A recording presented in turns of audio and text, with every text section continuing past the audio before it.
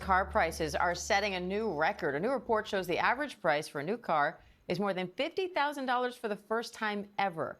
Economists say it's one of many signs of a K-shaped economy, meaning different parts of the economy are recovering at different rates. Current data shows that the wealthiest Americans are spending, but for everyone else, basic needs are becoming increasingly hard to afford. Bankrate financial analyst Stephen Cates is here to break that all down for us. Hi, Stephen. Thanks for coming back. So, what are some Pleasure. examples of where you're seeing evidence of a K-shaped economy right now?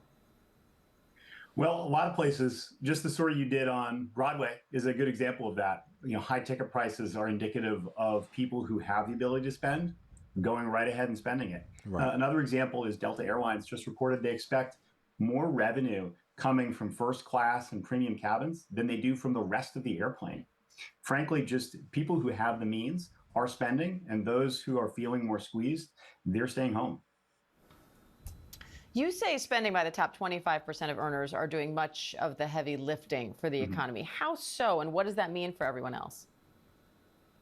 Well, what it means is that those who are feeling like they have, a good amount of income coming in, or they feel wealthier due to the fact that they have a lot of investable wealth.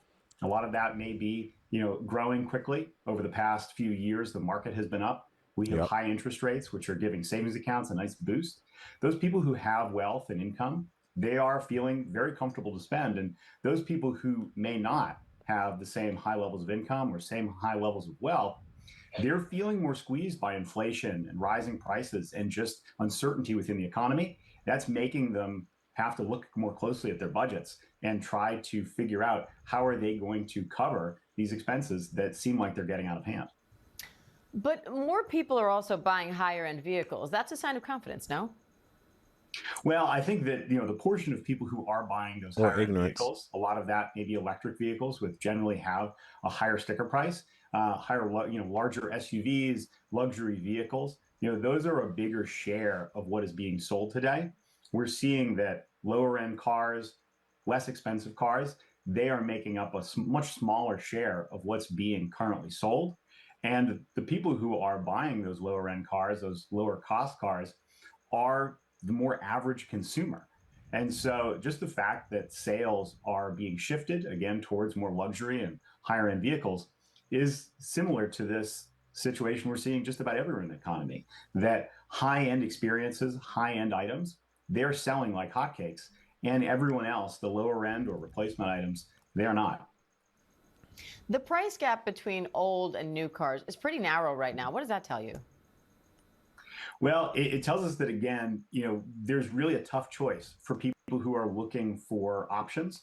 Even flexible buyers who are open to new or used cars are finding that costs are pretty similar. When I looked up the cost of a 2021 Nissan Sentra versus a brand new one, the cost difference is roughly $1,000. So you could buy a brand new car for just a little bit more than you might buy a 4-year-old certified pre-owned car. So what is the better value? That is not clear. And when you have to take The new on debt car. to buy either one, you want to make sure that the car you buy is going to last and Yep. going to work for you for a number of years. Is the choice between a new and a used car any easier when the costs are basically the same? I don't think it is. And that puts people in a pickle. All right, Bankrate financial analyst Stephen Cates. We appreciate it, Stephen. Thank you. I want y'all to think that deeply, man. What he just said. The price of a Sentra, of a 2021 pre-owned Sentra from the dealership versus a brand new Sentra 2025 is about $1,000 difference. So why would you buy a new, old car when the new one costs as much as the used one? Yes, I would just buy the new one then, because you got to take that out anyway to take it. What's a thousand more dollars for a car that will save you $1,000 over time more, due to the fact that it is not as much, it doesn't have needs as much as maintenance because it's brand new. That being said, I wonder what's the real flaw. Is it because the older cars are just worth so much more money? Like no one's can get it? Because there's no way why the used car market should be that close to the new car market. Because what's the point of buying a used car? You're gonna have so many used cars. Something has to change. No way for $1,000 extra I can get the same exact car, brand new. What's that? That just tells you right there something's going very, very bad, very, very bad. Right? Might as well get the new shit. I heard this is what I did a little research. I seen an interview and a guy was explaining how China's cars are like $10,000, $15,000, and it has more tech than any of our best cars that cost like 90, 70, $80,000. It's just the cost of our cars are so high versus Chinese cars that are so low. If we just had them, because of course they have steel and other stuff, their manufacturing is way better than ours. They're faster at it. They're up on the tech. While all these new car companies are not even updated on tech. Tesla is like the most updated when it comes to tech. Yet it's still old as hell, right? This is sad. This is sad because we're just a country that's just piling on debt, piling on debt. It's a cycle. And what should people do? I would say either buy a new car or go get an old car. Like, don't get 2021. Go get a 2003. Go get a 1990. You know what I'm saying? I'm a Honda guy. I like Honda, Acura, Toyota, Lexus. I don't even mess with Nissan, but I'll mess with a Hyundai. You know what I'm saying? Korean made because I know low maintenance, low labor. I don't do American whatsoever. Can't do it. Don't have the money for it. I wouldn't buy it if I was loaning the money out for a car, which a lot of people are doing.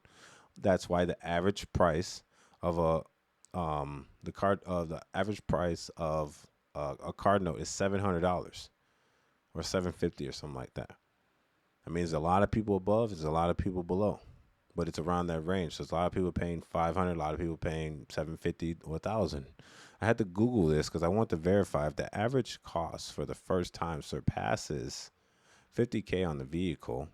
I want to Google what is the average median income for individuals in the United States of America. And this one says $39,982.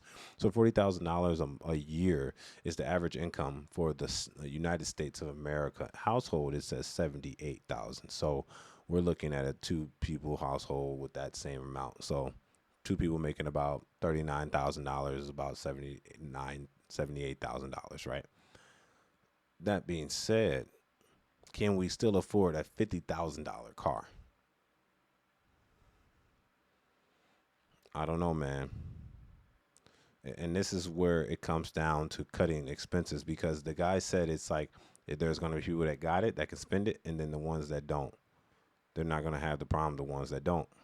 And I know a lot of people want to argue about it being of racism. This isn't racism, sir or ma'am.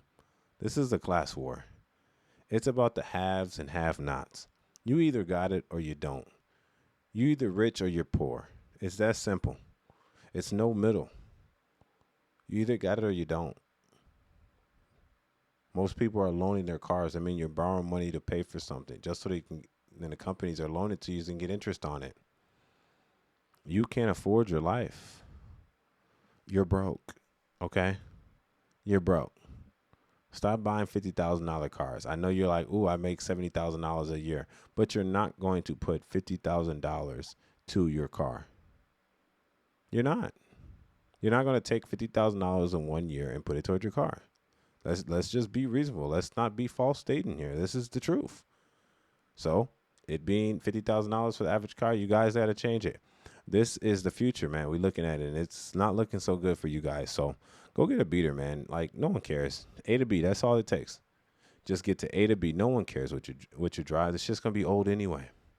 It's going to be old anyway. The next generation is going to come out the next year. It's all old. Just get a reliable vehicle, pay off your debt, and then when you can stack up not a bed to pay off most of the car, 75% I would say, then go buy that car and loan the rest. But people are coming in there with no down payment. What are we doing, fellas? What are we doing, people? No down payment? That's crazy. Things got to change. Y'all got to do better with your money, man. So you stop blaming the government for why you ain't got what you got. It's your boy Angelo Savage, man. Y'all make sure y'all like, comment, and subscribe. And tell me what y'all think about this in the comments section. Do you think your car, is the car you have over 50,000 or even close? Do you have a $45,000 car? Because that's kind of close. You know what I mean? Average means is a lot under, is a lot above. Y'all spending too much money on a vehicle that depreciates, man. Y'all got to worry about the money. It's your boy Angelo Savage. Make sure you subscribe. Peace.